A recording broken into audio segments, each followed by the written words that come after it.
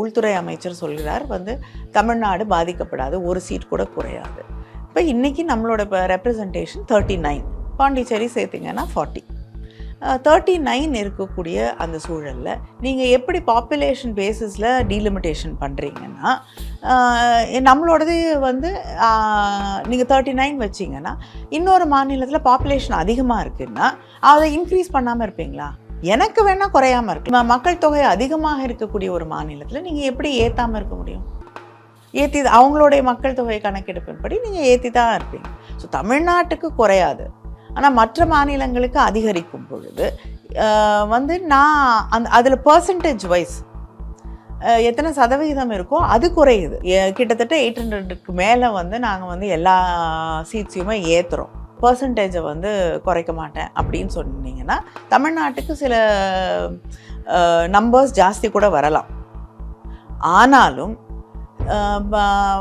மக்கள் தொகையை கட்டுப்படுத்தாத சில மாநிலங்கள் இருக்குது இல்லையா?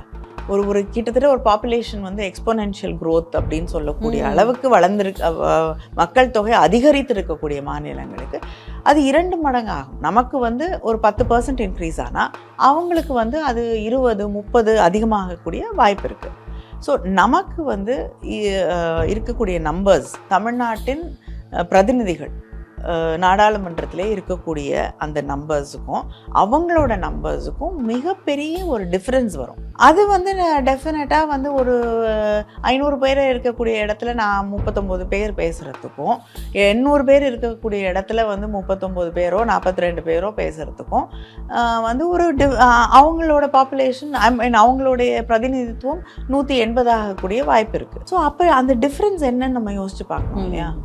ஸோ அது வந்து டெஃபினட்டாக நமக்கு இழப்பு தான். நீங்கள் ப்ரோராட்டான்னு ஒரு வார்த்தையை பயன்படுத்துகிறீங்க, ஆனால் அந்த ப்ரோராட்டாக்கு என்ன அர்த்தம் அப்படிங்கிறத நீங்கள் தெளிவுபடுத்தவே இல்லையே.